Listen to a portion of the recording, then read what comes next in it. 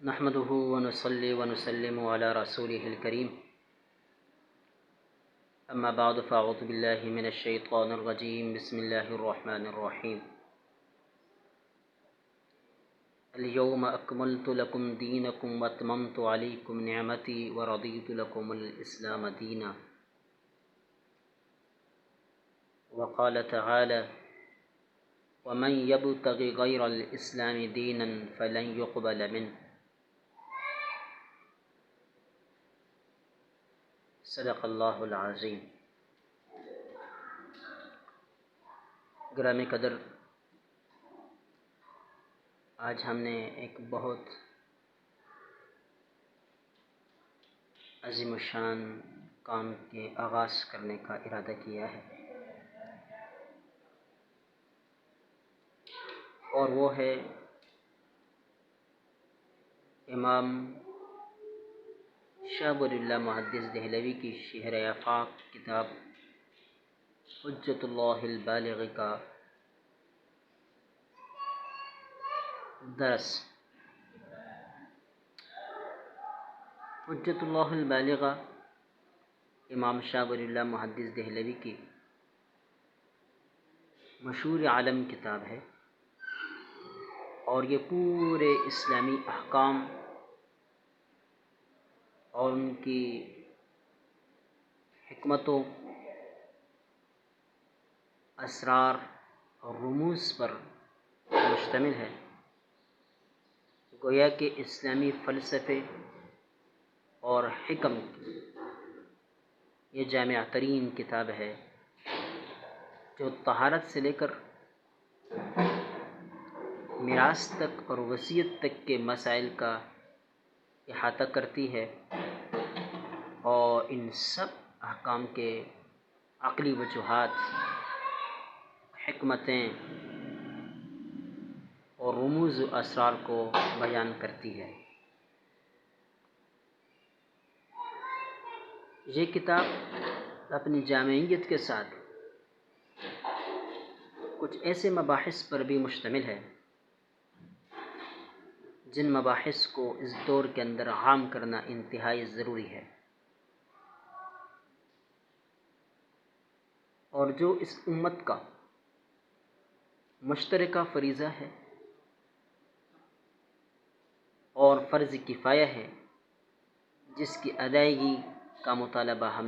ہم سے بار بار شریعت نے کیا ہے، اور اس وقت اس کو زیر بحث لانا نسبتاً بہت ضروری ہو گیا ہے، اور اس کی وجہ آپ دیکھ رہے ہیں قومی سطح پر بھی اور بین الاقوامی سطح پر بھی۔ قومی سطح پر آپ دیکھ رہے ہیں کہ ملک کے قانون، ملک کے نظام، ملک کی معیشت، ملک کی معاشرت، ملک کی عدالت، ملک کی سیاست کس ڈگر پر چل رہی ہے، اور یہاں انسانیت کس ذلت سے سامنا کر رہی ہے، اور جبر اور تشدد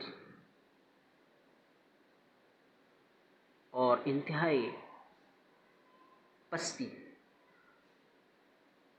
تلے زندگی گزار رہی ہے،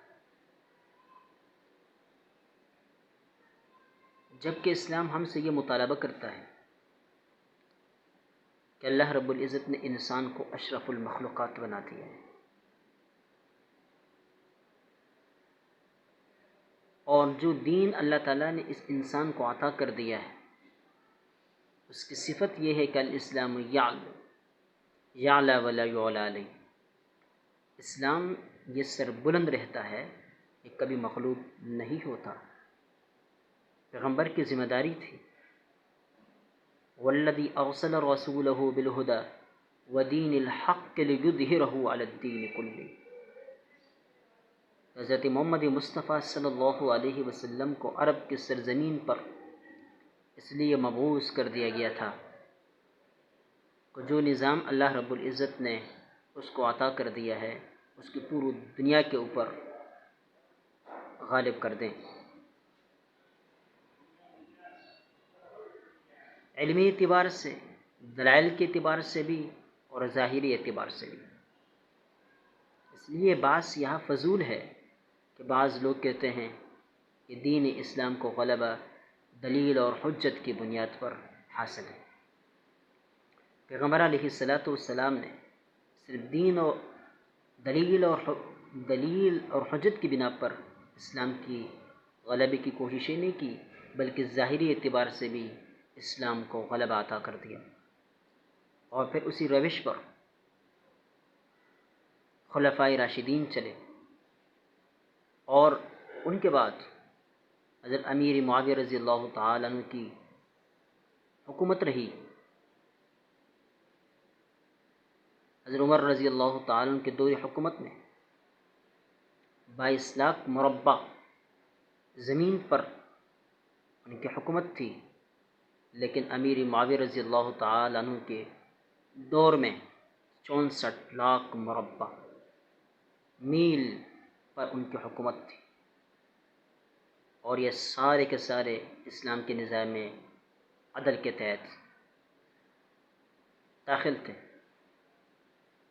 آج 64 لاکھ مربع میل کی سرزمین کئی حکومتوں میں بٹ چکی ہے، اور کئی نظاموں میں وہ تقسیم ہو گئی ہے۔ اس سے پتہ چلتا ہے کہ ہماری میراث کیا ہے، اور ہماری اس دین کی سوچ اور فکر کیا ہے، اور یہ دین ہم سے کیا مطالبہ کرتا ہے۔ آپ جانتے ہیں دین اسلام کو اگر 3 حصوں پر تقسیم کیا جائے تو ان میں صرف ایک حصہ وہ عبادات سے متعلق ہے، باقی 2 حصے وہ معاملات سے متعلق ہیں۔ اس میں تجارت شامل، اس کو ہم معیشت کہتے ہیں، جس کے اندر معاشرت ثابت ہے، جس کے اندر عدالت ثابت شامل ہے، اور جس کے اندر سیاست بھی داخل ہے۔ لیکن آج ہم نے دین اسلام کو صرف عبادات تک محدود کر دیا ہے، اور باقی ساری چیزیں ہم نے اغیار کے لیے چھوڑ دی۔ یہی وجہ ہے کہ آج ہمارے اوپر جو لوگ مسلط ہیں، ان کی اسلامیت کیا، ان کی انسانیت بھی مشکوک ہے۔ وہ مفاد پرست ہیں، اور بالکل وہی معاملہ ہمارے سامنے درپیش ہے کہ نبی پاک صلی اللہ علیہ وسلم نے فرمایا کہ آخر میں نفسا نفسی ہوگی، مفاد پرستی کی زندگی ہوگی، وہی مفاد پرستی اور نفسا نفسی کا دورہ ہے جس سے ہم گزر رہے ہیں۔ لیکن حالات کو یہاں تک پہنچانے میں ہمارا اپنا کردار ہے۔ مجھے مجلس احرار کے امیر مولانا حبیب الرحمن دیوبندی رحمۃ اللہ علیہ کا ایک قول یاد آ رہا۔ انہوں نے ایک مرتبہ دارالعلوم دیوبند میں علماء سے خطاب کیا۔ اس خطاب میں انہوں نے ارشاد فرمایا کہ حالات کو خراب کرنے میں ہمارا کردار ہے، ہمارا ہاتھ ہے، ہم ان حالات کے اندر ملوث ہیں، اور اس وجہ سے یہ حالات یہاں تک پہنچے ہیں۔ پھر کہنے لگے کہ میرا مطلب یہ نہیں ہے کہ تم فساد کے اندر عملاً شریک ہو، تم لوٹ مار کے اندر عملاً شریک ہو، تم کرپشن کے اندر عملاً شریک ہو، تم انگریز کے ساتھ دینے میں عملاً شریک ہو، ایسی بات نہیں۔ لیکن بات دراصل یہ ہے کہ جب تم حجروں کے اندر بیٹھ گئے، جب تم مسجدوں تک محدود ہو گئے، جب تم مدرسوں تک محدود ہو گئے، تو قوم کے سربراہی ان کے ہاتھوں میں بداہتاً ان کے ہاتھوں میں چلی گئی، اور وہ جس طرح چاہے ہمیں لوٹتے ہیں، جس طرح چاہے ہم پر اپنے مظالم ڈھاتے ہیں، اور جس طرح چاہے اس قوم کا کباڑہ کرتے ہیں۔ تو اپنی ذمہ داریوں کا احساس نہ کرنا یہ بھی جرم ہے۔ ہم نے اس بات کی طرف کبھی توجہ نہیں دی۔ اب اگر ہم چاہتے ہیں کہ اس ملک کے اندر اسلامی نظام عدل نافذ ہو، اگر ہم یہ چاہتے ہیں کہ اس ملک کے اندر مساوات اور برابری کی فضا قائم ہو، اگر ہم یہ چاہتے ہیں کہ یہاں امیر اور غریب کا بچہ ایک ہی قسم کی تعلیم حاصل کرے، ایک ہی قسم کے تعلیمی ادارے کے اندر وہ رہ کر کچھ لکھ اور پڑھ سکے، اگر ہم یہ چاہتے ہیں کہ عدالتی نظام میں امیر و غریب کا کوئی فرق نہ ہو، اگر ہم یہ چاہتے ہیں کہ یہاں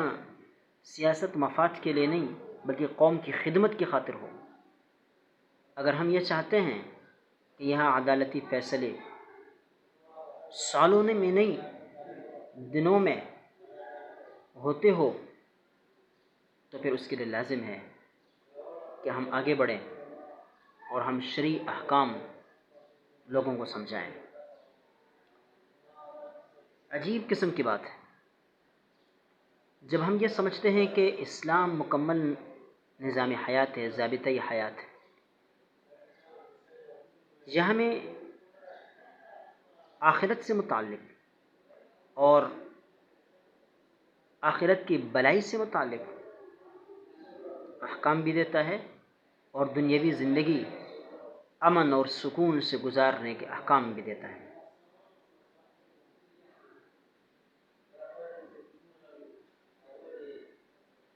اسلام ہمیں معاشرتی امن فراہم کرتا ہے،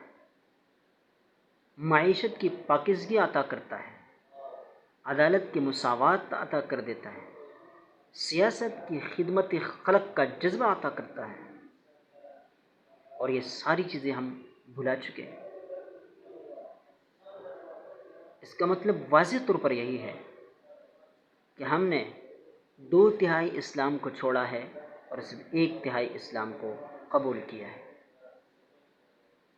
آج ہمارے رسم و رواج شریعت کے مطابق نہیں ہے، ہماری شادی تک اسلامی تقاضوں کے مطابق نہیں ہوتی، ہمارے یہاں میراث تقسیم نہیں ہوتی، ہمارے یہاں خواتین کو اس کا حق حصہ نہیں دیا جاتا، ہمارے یہاں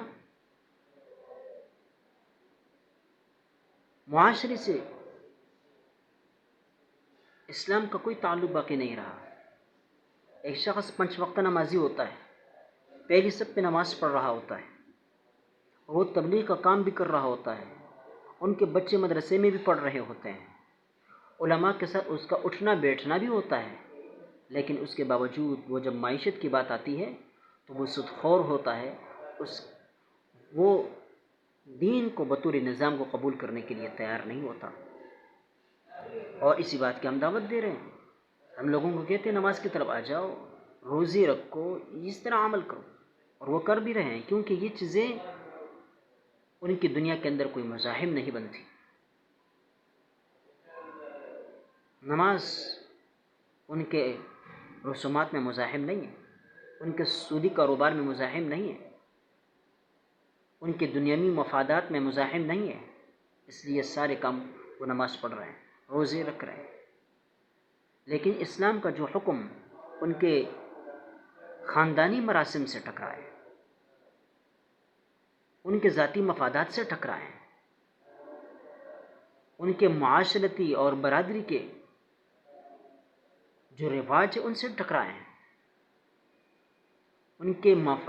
مالی مفادات سے ٹکرائے ہیں، تو پھر نہ اسلام ہوتا ہے اور نہ دینداری ہوتی ہے۔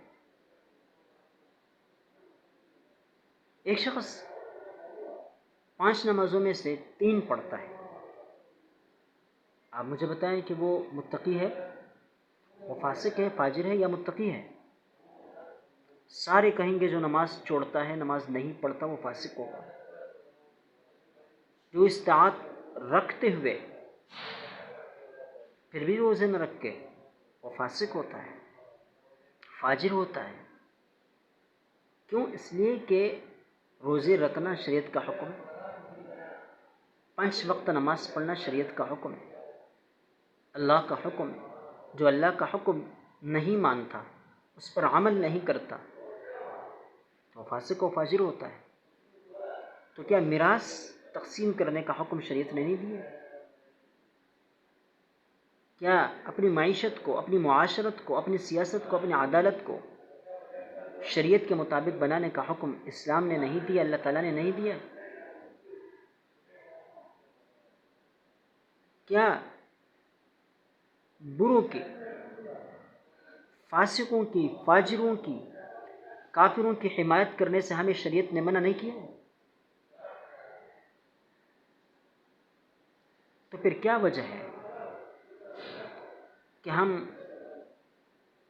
2/3 اسلام کو چھوڑ کر بھی اپنے آپ کو مسلمان کہتے ہیں؟ اور میں عجیب سی بات کرتا ہوں،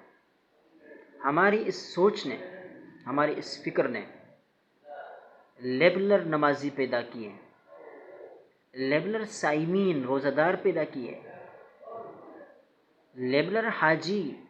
اور معتمرین پیدا کیے، پہلے صف میں نماز پڑھنے والے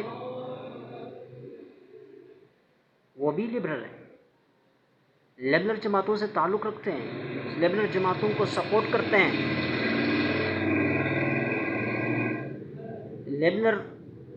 جماعتوں کے پیروکار ہیں، ان کے حمایت کار ہیں، اور ان کی حمایت میں وہ دینداروں سے لڑتے ہیں، جھگڑتے ہیں،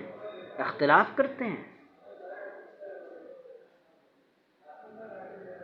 اور پھر وہ نماز بھی پڑھتے ہیں، چلی بھی لگاتے ہیں، اور سروزی بھی لگاتے ہیں، سالانہ تبلیغ کے لیے بھی جاتے ہیں، ان کے بچے مدرسوں میں پڑھ رہے ہوتے ہیں۔ یہ کیا معاملہ ہے؟ ہمیں یہ بات لوگوں کو سمجھانی ہوگی، اور ہمیں لوگوں کو یہ باور کرانا ہوگا کہ ایک مسلمان اس وقت مسلمان کہلا سکتا ہے، کامل مسلمان کہلا سکتا ہے کہ جب کہ اس کے عقائد اور اس کی زندگی کا ہر لمحہ، اس کی زندگی کا ہر شعبہ اسلامی تعلیمات کے مطابق ہو، وہ عبادات بھی اسلامی حکم کے مطابق بجا لے کر آتا ہو، اس کی معاشرت، اس کی معیشت، اس کا عدالتی نظریہ اور اس کا سیاسی نظریہ بھی اسلام کے مطابق ہو، تب جا کر ایک شخص کامل مسلمان کہلا سکتا ہے۔ لیکن ہم اس موضوع پر بولتے نہیں ہیں، یہی وجہ ہے کہ آج یہی لوگ ہمارے لیے چیلنج بنے ہوئے ہیں۔ جب ہم اس موضوع پر بولیں گے اور قوم کے سامنے ان موضوعات کو لے کر آ جائیں گے، تو مجھے پتہ ہے کہ جس طرح یہ قوم میرے کہنے پر نماز پڑھتی ہے، روزے رکھتی ہے، زکوٰۃ ادا کرتی ہے، اور اپنے بچوں کو ہمارے کہنے پر مدرسے بیچتی ہے، تو ہمارے کہنے پر انشاءاللہ ثم انشاءاللہ یہ اپنی معاشرت بھی بنائے گی، یہ اپنی معیشت بھی بنائے گی، یہ اپنے عدالتی نظریہ بھی بنائے گی، اور یہ اپنے سیاسی تعلقات بھی شریعت کے مطابق استوار کرے گی۔ لیکن ہم نے کب دعوت دی ہے؟ ہم نے کب ان مسائل پر بولا ہے؟ ہم نے کب ان چیزوں کو زیر بحث لایا ہے؟ اور دوسری وجہ کہ آج ان موضوعات پر بولنے کی ضرورت ہے، اور وہ یہ کہ آج ایک دنیا گلوبل برڈ بن چکی ہے، اتنے وسیع ہونے کے باوجود اتنی چھوٹی سی ہو گئی ہے، اور اس لیے ابھی عالمی سازشیں اور کوششیں کی جاتی ہے کہ پوری دنیا کے اوپر ایک ہی حکومت قائم اور نافذ کر دی جائے، اس کی ایک تہذیب ہو،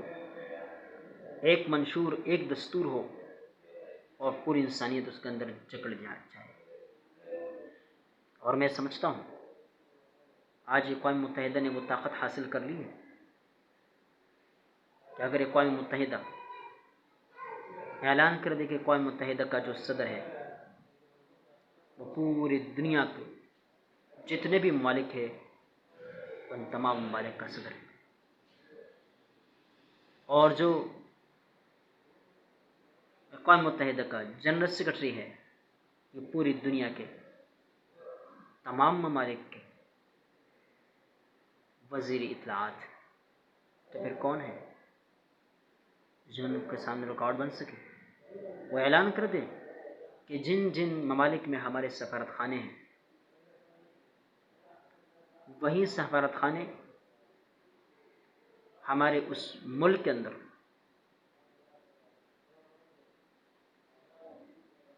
حکومتی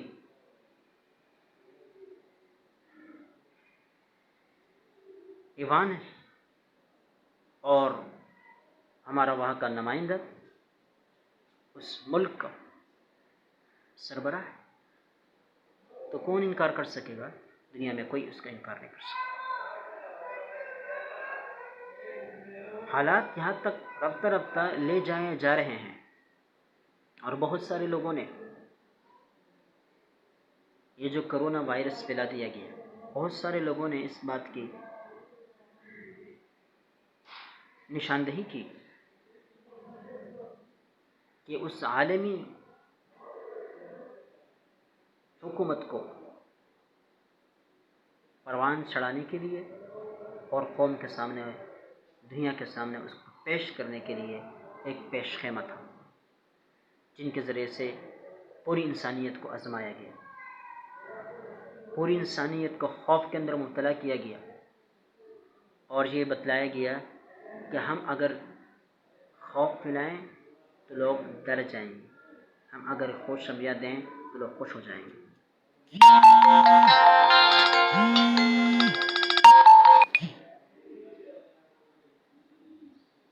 اس سے کیا معلوم ہوتا ہے؟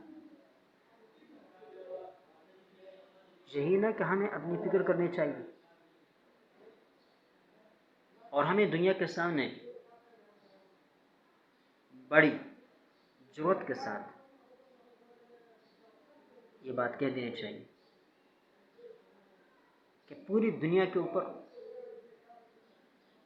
اگر کوئی نظام مساوات اور برابری کے ساتھ قومی، لسانی، مملکتی اور جغرافیائی تقسیمات سے ہٹ کر صرف انسانی بنیادوں پر عدل اور انصاف دنیا کو فراہم کر سکتا ہے تو وہ صرف اور صرف اسلام کا نظام عدل ہے۔ اس کے لیے ضروری ہے کہ ہم ان مسائل سے متعلق گفتگو کریں اور دنیا کے سامنے اسلام کی بالاتری کو علمی انداز سے دلائل کی بنیاد پر، عقل کی روشنی میں بھی، حکمت کی روشنی میں بھی پیش کر کے اس کے غلبے کو ثابت کریں۔ کم از کم اپنی قوم کو تو سمجھائیں، اس نقطے پر لے کر آ جائیں کہ اگر آپ سکون کی زندگی چاہتے ہیں کہ آپ کی عصمتیں محفوظ ہوں، آپ کی عزت محفوظ ہو، آپ کی حرمت محفوظ ہو، آپ کے اموال محفوظ ہو، آپ کی جائیداد محفوظ ہو اور آپ کی گھر کی چار دیواری محفوظ ہو، تو پھر آپ کو اسلام کی طرف آنا ہوگا۔ اسلام کو بطور ایک نظام کے اور ایک مملکتی نظام کے قبول کرنا ہوگا اور اپنی انفرادی زندگی میں بھی، اپنی معاشرتی، اپنی معاشی، اپنی عدالتی اور اپنی سیاسی زندگی میں اسلامی تعلیمات کی پیروی کرنی ہوگی۔ اسی مقصد کے لیے حجت اللہ البالغہ کا یہ درس شروع کرنے کا ارادہ کیا جا رہا ہے۔ اللہ رب العزت ہمیں صحیح طرح ان دروس کو قائم کرنے کی توفیق عطا فرمائے اور ہماری ہر قسم کی لغزشوں کو محفوظ فرمائے اور ہماری ان کاوشوں کو اپنے درگاہ عالیہ میں قبول و منظور